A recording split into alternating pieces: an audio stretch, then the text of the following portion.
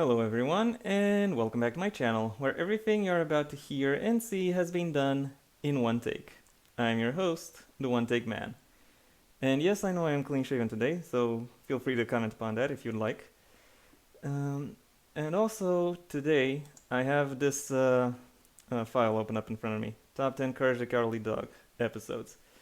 Because, well, I thought this would be a logical next step towards this towards talking about this franchise. Also, depending on when I decide to upload this, I think it'll be the 20th anniversary of the finale of the show. So yeah, there's also that.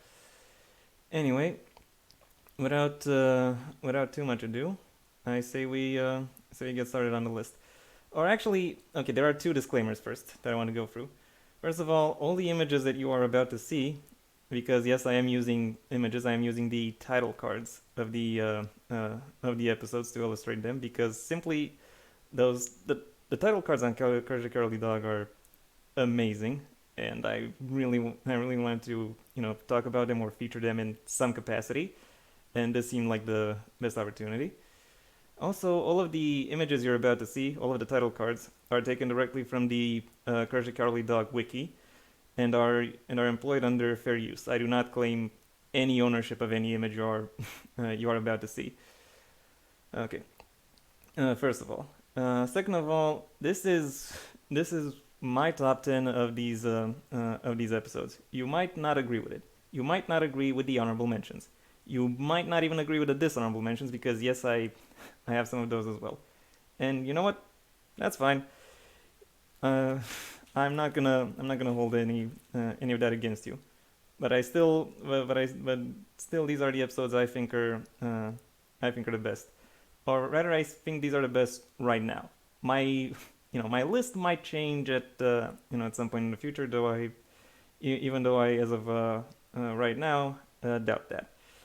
Anyway, with those disclaimers out of the way, let's get into this list, starting with the dishonorable mentions. Snowman's Revenge being, being chief on that list, because say what you will about the Snowman comic, which is uh, which is the first episode where the Snowman appears. He actually has a lot of very distinctive and interesting things about himself. His manner of speech, his backstory. He has somewhat of a sympathetic motivation, uh, and then all of that is taken away brutally so, cheerfully so, by this episode, and it absolutely ruined a guy who was otherwise a pretty cool villain. And not only that, but it also took away a lot of the tragedy that defined him.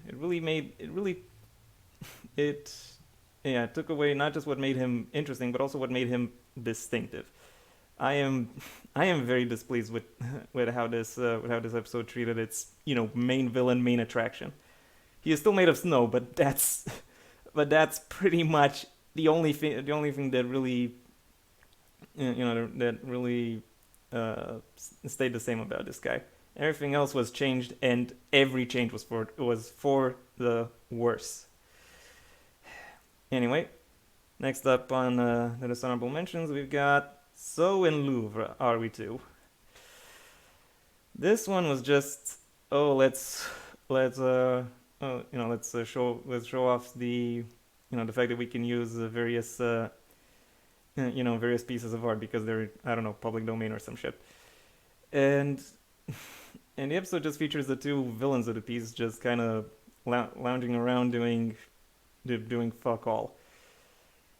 And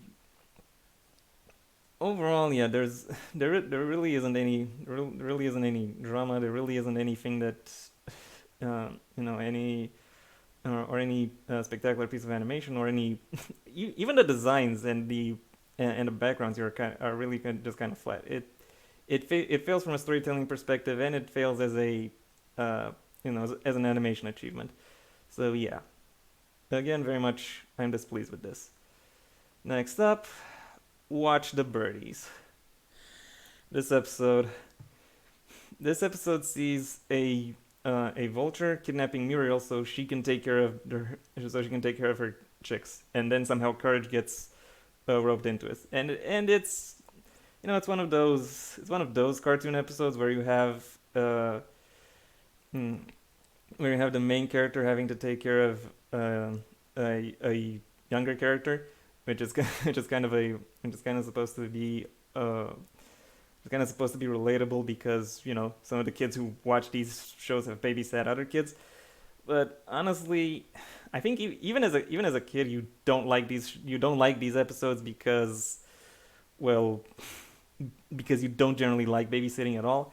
And as an adult, it's even more it's even more unpleasant because there are some joys about about childhood and about taking care of kids, but episodes like these never really never really show them, never show the main character trying to relate to the younger child character. And this is a pitfall that Courage the show very much falls into as well. When the actual when the actual snake comes around to and pretend to threaten to eat the baby birds, that's actually a high point of the episode. It's not like, oh no, something's about to happen. It's like, oh, finally, something's about to happen. you know, that's not the kind of reaction you really want. And I have chosen to talk about these episodes as dishonorable mentions because the one thing all of them have in common, aside from being Courage the Cowardly Dog episodes, is that they are worse than Ball of Revenge. Ball of Revenge is widely cited as the worst episode of Courage the Cowardly Dog, and I have to say it's close to the bottom, but it's not at the bottom. The worst is Snowman's Revenge, in case you're curious. A lot of people asked a lot of logistical questions about that, like the basic idea is that Eustace gathers up a whole bunch of villains from the show's past in order to enact revenge on Courage, and a lot of people are talking about, oh, why would that be the straw that breaks Eustace's back? Or, oh, why would Eustace try to, choose to ally himself with these villains, a lot of whom actually want to actually have an issue with him as well? Or, how would Eustace even know some of them? Or why would some of them even choose to work together? Or, shit like that.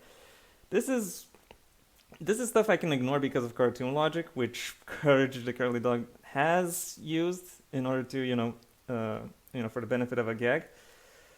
But my biggest problem with Ball of Revenge is that it has, all of these villains, but it doesn't really know how to employ them. Like, it doesn't really know how to use their strengths within this, within this setting it is trying to build. That is really its biggest flaw. If I were to rewrite this episode, well, first of all, it would have to be a double episode. So, sorry to all the fans of The Mask. I think that would go. And second of all, I would build the idea around a group of Courageous villains teaming up without prompting by Eustace, kidnapping Eustace and Muriel, and then taunting Courage to come and rescue them so that they can then torture him. Like that would be a more effective episode in my own opinion. But that's beside the point. Anyway, dishonorable mentions aside, let's talk about some positives now. Starting with the Great Fusilli, the finale of season 1. Had some great music tying everything together. It had an outstanding villain, and it isn't the first Showbiz is Bad episode, and that would go to everyone. That honor would go to Everyone Wants to Direct. But I think the Great Fusilli is the best because I think it really, even if in a very limited scope, captures the appeal, captures the fun, and captures the and captures the playfulness of showbiz, while also in a very interesting way highlighting just how it traps you, and it did that better than many other episodes later on in its run, in my own humble opinion. Anyway, enough enough beating around the bush. Let's get into the no. I'm not getting into the actual list yet. I still have two more honorable mentions. Honorable mention number 2 is Windmill Vandals. I talked about this a bit in my last video where I ranked the actual villains of each episode, and I said that Windmill Vandals is kind of a throwback to Courage the Cowardly Dog season 1, because it is one of the first episodes of season 4, and it is one of those episodes that proved that season 4 actually gets what what this show is actually about.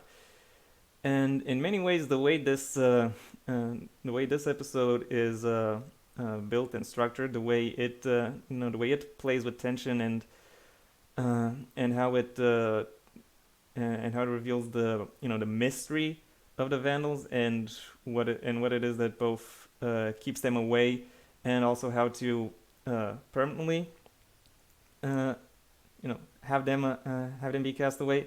Like that is very well done, and that is excellent pacing, that is excellent, and that is also excellent plotting.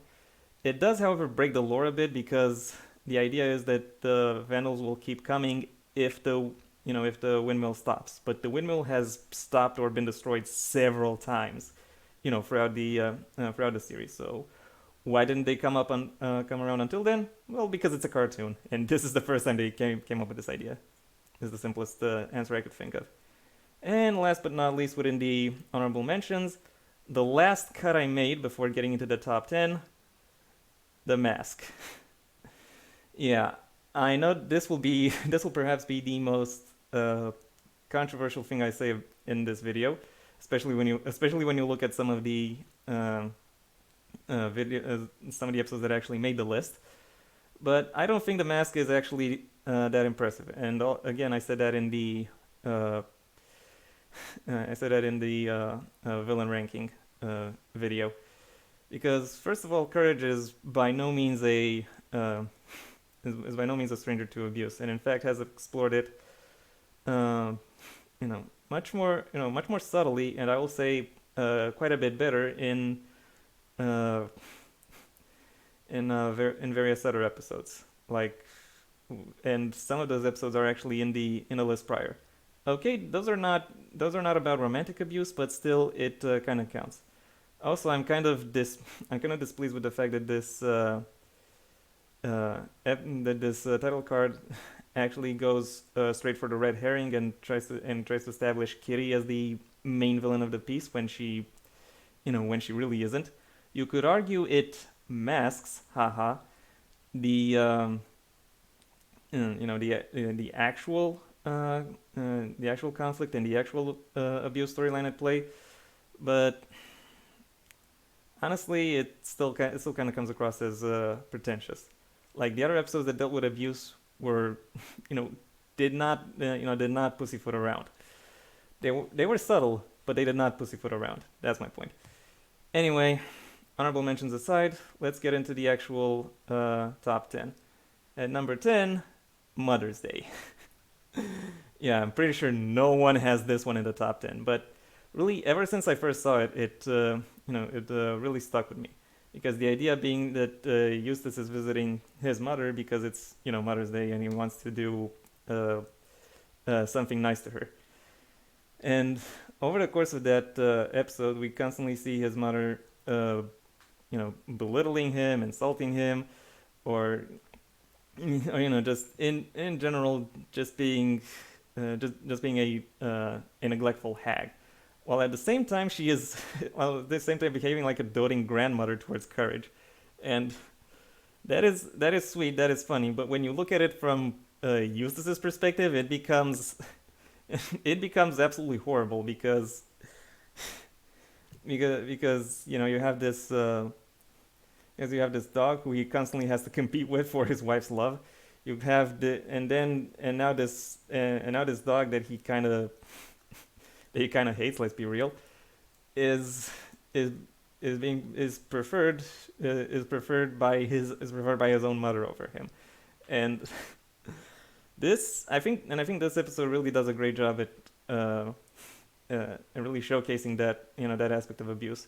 But what really tied it all together was when was when his grandmother scared him with that, that green mask that Eustace also has, and which Eustace also often uses to scare Courage. And I'm like, and like that, but that scared Courage as well. So like she doesn't care as long as she can harm her son. That's all that really, that's all that really mattered to her. And yeah, I think this episode does a great job at illustrating, how abuse carries over even across generations.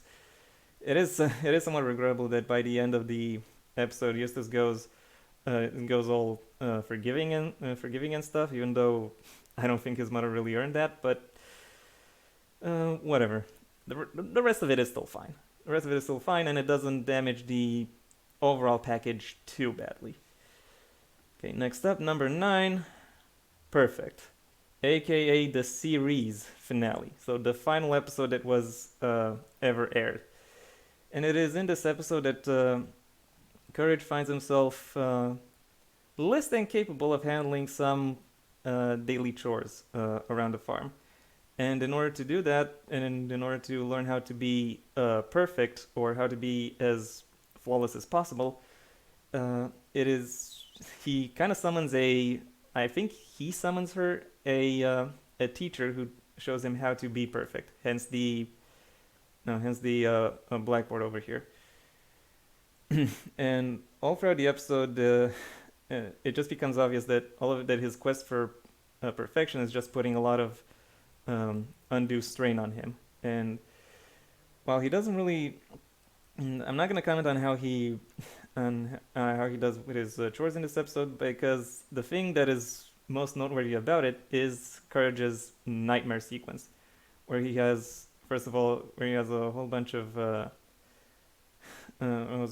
bad dreams that really target his insecurities, as well as his own personal fears about how he would lose the people around him, or about how he is embarrassed, or or in general about everything that he can do and what he could lose because of that. Funnily enough, actually takes Eustace embracing a broken bugle, and then this kind of weird fish telling him that he doesn't have to be perfect. He just has to be himself, and that's really all it takes. And and I have to say that the episode doesn't pussyfoot around that either, because it shows that Courage defeats that teacher who gets summoned by actively avoiding perfection, and by actively annoying her, by actively embracing himself, which, great message. Great message. And I'm not going to say it's a perfect way to end the series, but it is very good. Perhaps especially when you consider the first half of the of that final double episode. We'll get to that soon enough. At number 8, Demon in the Mattress.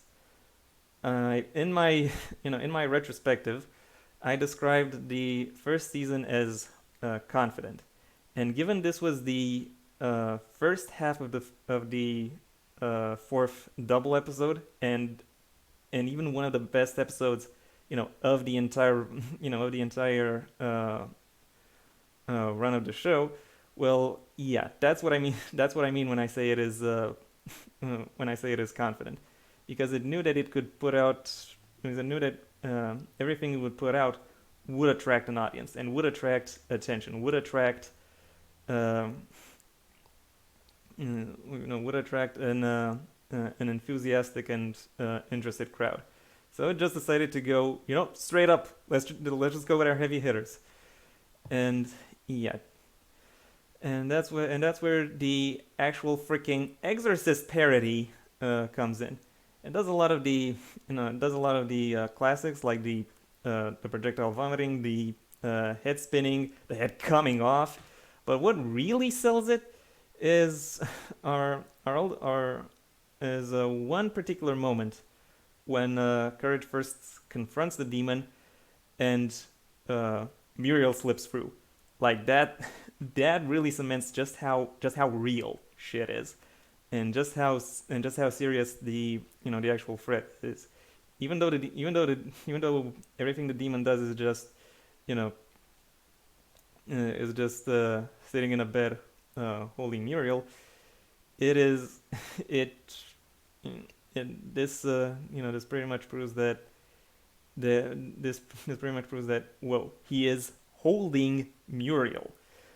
You really have you really have to free her, like the like and the relationship that was built so far. You really want to help this kindly woman from getting this demon out of her.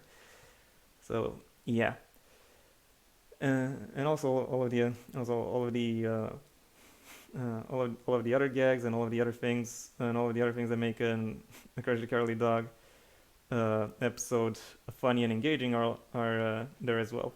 And in many ways, this is one of the episodes that laid the blueprint for that. And I'm sure some of you have noticed that there are two episodes from season one so far. Well, that's kind of an ongoing trend because I've I've noticed that most of the episode that about half the episodes in my top 10 are from season 1. I guess that shows what I think the best season is. Anyway, moving on. At number 7, we've got The Quilt Club.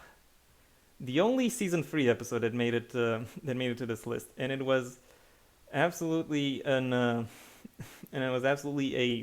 positive surprise for me as I was as I was watching this show, because I already said in my retrospective that I think season 3 is the worst, but this one, this one is a literal diamond, within that mess, because because I know that if it would have showed up in season 1 or even season 2, this episode would have fucked kids up. Like, the music is very low key. The atmosphere is much darker, more sedated, and it does absolutely fuel into this kind of oppressive atmosphere that the episode is building towards. And the actual villains, even though they embody that dark aesthetic, are generally somewhat cheerful and at least superficially welcoming. That really contributes to the atmosphere. I have some problem with how easily they were incapacitated when it came time to when it came down to the climax. But the way they were finally defeated was fucking brilliant. And I can only wish that more episodes actually consider this, and actually look at what makes each of the villains distinctive, and plays around with that. So yeah, in many ways, the Quilt Club, outstanding episode of the entire series. Moving on at number 6, Freaky Fred. This is another exploration of abuse that occurred throughout Courage the Cowardly Dog. This time, abuse from what I'll say is an older sibling or family member to a younger one. Because if you look at Fred, he is very much coded to be some kind of not necessarily or not just as someone who's mentally ill, but more directly as someone whose mental illness in some way or another harms others. Maybe he's a serial abuser of some kind, or something else. And that is what we see. That is, make no mistake, what we actually see throughout this entire episode, and in how he delights in inflicting hair loss, if I may say so, to towards unsuspecting victims. And then you watch how he progresses with his victims, and then how Courage kind of slots into that. Also keep in mind with the last, the last part of courage that Fred leaves unshaved, and the fact that he absolutely wants to break courage in a sense, that he leaves just a little bit of courage's fur unshaved, and then and then waves him over, so he can, so that courage willingly gives away, that last shred of what defined him up until then. Thankfully enough for Courage, he is not, while he does like his fur, he is not overly attached to him. The fact that he has his family is more important to him, which is I think why I think he's able to resist, uh, resist Fred, and ultimately, ultimately still be the great character we know him as. The episode itself doesn't really recognize that. I'm adding it at myself, but still, interesting to think about. At number 5, The House of Discontent. Courage the Cowardly Dog does gothic horror, and it does gothic horror perfectly. The Spirit of the Harvest Moon is, as I've already mentioned, one of my all-time favorite villains of this show, or rather, one of the villains that I think is done is, has the best handling, and the way this episode builds, builds towards that menace he presents, and how it establishes its stakes and its narrative weight is actually very impressive. There is still some level of tomfoolery and humor, but but everything else is very is very bleak and very oppressive, but also very fitting, and it makes for uh, that much stronger a sentiment of catharsis when when courage actually manages to uh, save the day. So yeah, great. So yeah, great job right here. Moving on to number 4, just before we reach the podium, we've got King Ramses' Curse. Obligatory. Like, it's just obligatory. This is another one of my of the best villains of the of the entire series. So were the Stitch Sisters from the Quilt Club. So yeah, it is perhaps no one's surprise that this episode should show up on this list. As for why it's not in the top 3, well, we'll get to the top 3 soon enough. But if you know anything about this episode, I really don't know how much else I need to add to it.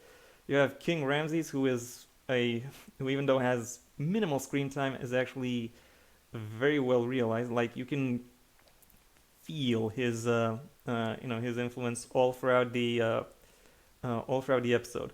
From the intro, where the cat burglars, literal cat burglars, get fucked, all the way to the point where he first makes his offer, and then as he goes through the plagues, like, and also the plagues are presented in a very interesting way, and the way the music builds and builds, it is a very good realization of the premise. However, it is not the best realization of the premise that was made, and even not within its own season, funnily enough. But as I said previously, with other episodes, we'll get to that. I think this. I can't help but wonder how much of what I've said so far reveals to you about about my inclinations, and what I like to see from Courage the Cowardly Dog. We've had a lot of emphasis on on the meaning it tries to convey, on how it utilizes its symbols, and on how it is structured. and to some extent that is to some extent I have to say the final three uh, throw that away, at least to some extent. But you'll you'll see it when it happens. At number three, this is supposed to be bronze, by the way. So i.e. it's a bronze medal. At number three, we've got the Revenge of the Chicken from Outer Space. The main reason, yeah, the main reason for why this one is so high is simply the uh, music. Like you have that main theme that kind of that kind of wobbles in it, kind of wobbles in and out, and is very reminiscent of like 50s sci-fi horror. And then you've got the actual chase music that builds and builds throughout throughout every twist and turn of the episode. Like when the beheaded chicken first reveals her. I always in my last episode I referred to the chicken from outer space as her, but the wiki and various other YouTubers refer to the chicken as a him. So yeah, I don't really know I don't really know what to call the chicken. Anyway, uh, all the anyway all the twists and turns from when the chicken uh, reveals they has has trapped Muriel. Um, then to the reversal of then the reversal of having trapped Eustace, of having beheaded Eustace and put his head on its body. Then to the and then to the initial chase scene across the wire, and then and then once that's over, the chicken ends up back in its spaceship, and it starts chasing Courage and Muriel with the spaceship. Like the plotting and the escalation is absolutely bonkers, and the fact that the music builds its way and absolutely keeps up with that, like it's amazing. Like it's an experience. And if I were to rank the music for each individual episode, I'm pretty sure this one would absolutely be number one. And also and there are also a lot of outstanding gags, like how the wire chase ends, or like or when the chicken manages to rip off Eustace's head, and the and when Courage thinks he managed to save Eustace, and then goes to the or wants to check if he managed to save Eustace, he goes to the ship, initially finds Eustace and is celebrating, and then finds out that the chicken put Eustace's head on itself, and it's like, oh shit. Like this is both a shit gets real moment, but also simultaneously very funny. Like it is very entertaining in in a whole bunch of ways, and really it takes a lot of a lot of skill and a lot of control of the narrative to really make such a thing work. And this episode absolutely had that. Okay, and that's why it's so high up the list.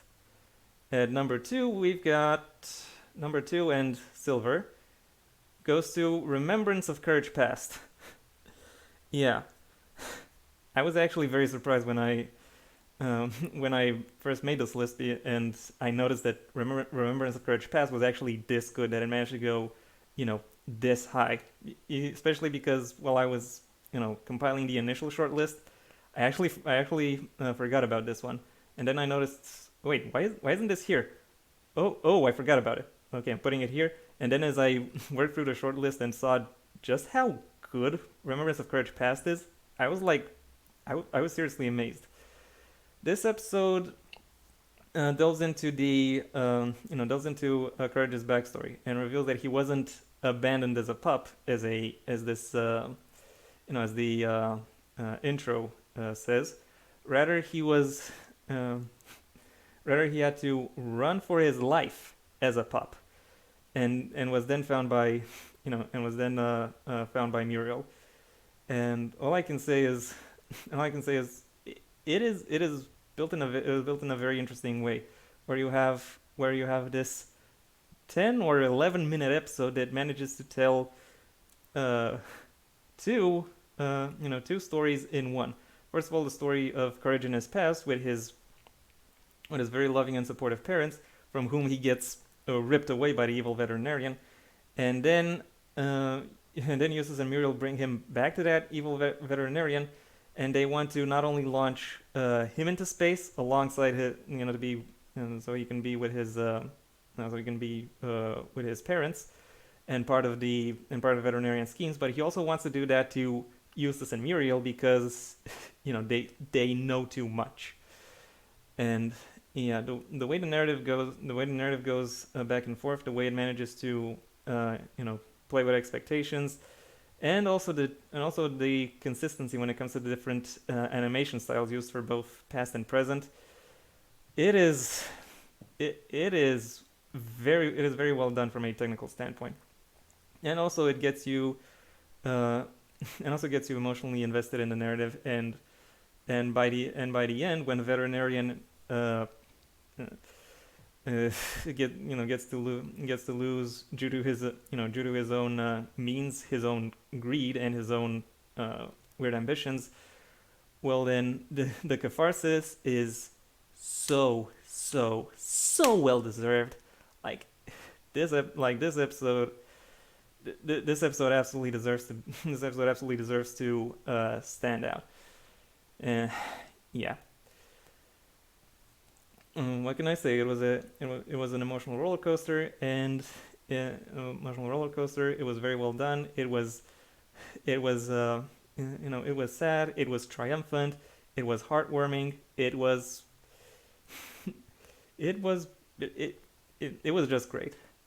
And now, so far, before I get to the number one, I have to say, so far in the countdown, I've talked a lot about pacing. I've talked a lot about the I've talked a lot about representations. I've talked a lot about uh, about music. And now within the top three, I discussed how just exactly how well pacing and music can be merged on the one hand, and how emotional payoff can be made effective on the other. So how about an episode that brings together both of these aspects? And for those of you who have been able to predict what the number one would be, let me just say congratulations. Number one, with the written in gold, The Tower of Dr. Zalost. Because this episode absolutely deserves it. It absolutely is the best merging of everything that makes Courage the Cowardly Dog stand out. First of all, from the actual depictions, like nowhere itself looks looks as I would say it should. The titular tower looks impressive, looks massive, looks like a genuine, almost insurmountable threat. Even in this title card, like look how huge the tower is compared to the Bag farmhouse. It's and yeah, this play with aesthetics comes up again and again throughout the episode. And also credit has to go to Dr. Zalost himself, who is, even though not an S tier villain, one of the top villains of this entire series, who aside from having built and running his tower, doesn't seem to find any real comfort in anything. And I think this is the episode that most directly has John Dilworth, the creator, dealing with his own depression, as Zalost is based on the Croatian word žalost, meaning sorrowfulness, or so I've been told, and that's why you have Dr. Zalost, who isn't really a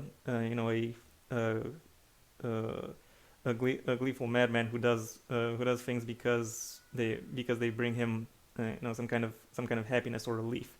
He does so because he wants to feel something other than sorrowfulness, and feel something other than sorrowfulness. And to his credit, he does actually try a few things in order to get that done. but finds that nothing really, nothing really works. Aside from the thing that, funnily enough, uh, ends up maybe not destroying his tower, but rendering it against its initial, use purpose. Uh, and also the confrontation Courage has with him is he has to find his way in the tower, climb the tower, deal with Rat, Zalos' sidekick, then deal with Zalos himself, trying to comfort him, or trying to make his way around him, and then reversing his unhappiness cannonballs, and making his tower launch, maybe not joy, but relief, outside throughout the town of nowhere, like that. That was a cathartic moment in and of itself. And then in the end, what really makes him sorrowful isn't what stops him from being sorrowful isn't this big climactic moment, because really, joy can come from the smallest things, and and that is what he himself discovers, and when he discovers that, he has no problem giving that out, himself. You'll recall that in the beginning of this episode, Rat starts out as maybe similarly sorrowful, but also very angry. And when he is first fed the happy plums, which also turn Dr. Zarlost happy, all of those layers get stripped away, and he just cries.